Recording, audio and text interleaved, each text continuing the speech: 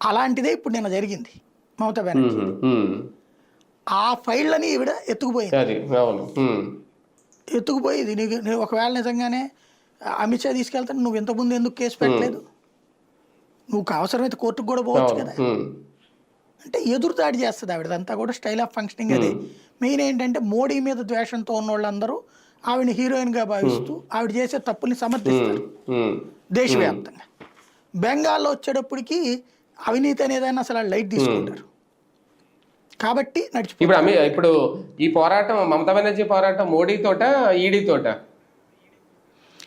ఎన్నికల్లో జనంతో అంత మించేం లేదు. వీళ్ళిద్దరిని చూపెట్టి జనాల దగ్గర ఓట్లు నొక్కేయాలి, అంత మించి. కానీ రాజకీయంగా భారతీయ జనతా పార్టీకి ప్రయోజనం తెచ్చిపెట్టే అంశమేనా పశ్చిమ బెంగాల్లో ఇప్పుడు ఈ సోదాలు, ఈ దాడులు? దాంట్లో రాజకీయం ఏముంది? ఈవిడ రాజకీయం చేస్తుంది. ప్రయోజనం నష్టం అంటే నష్టం చేకూర్చడం ఆవిడ తెలివితేటలు. మరి దాన్ని ఎలా ఎదుర్కొంటుందో చూడాలి బీజేపీ. అంటే బీజేపీకి నష్టమా లేదంటే ప్రయోజనం అనేది ఈవిడికి?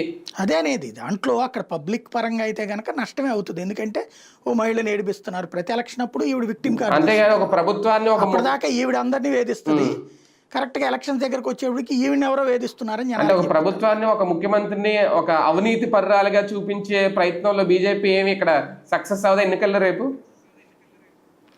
అదే నేను అనేది. జనాలకి తెలుసు, నేను చెప్పింది ఓపెన్. ఇక్కడ ఇప్పుడు కేజ్రీవాల్ అంటే ఇదివరకు ప్రభుత్వ మద్యం దుకాణాలు ఉంటే దాన్ని అంతా తీసుకెళ్లి ప్రైవేట్ మద్యం దుకాణాలు పెట్టాడు. దాని ద్వారా డబ్బులు సంపాదించుకున్న ప్రభుత్వానికి ఆదాయం తగ్గింది. That it's a crime. కానీ కేజ్రీవాల్ మంచోడు. మన ఆంధ్రప్రదేశ్లో జరిగేది ఏంది? ప్రభుత్వ మద్యం దుకాణం పెట్టినోడేమో క్రిమినల్, ప్రైవేట్ మద్యం దుకాణం చేస్తున్నాడేమో అద్భుతం. కాబట్టి కలికాలంలో స్పెషల్ ఏంటంటే చెడుని మంచిగా, మంచిని చెడుగా మాట్లాడేవాడు గ్రేట్ అనమాట. Right right. చూద్దాం. మొత్తానికి మమతా బెనర్జీలో అయితే ఒక టెన్షన్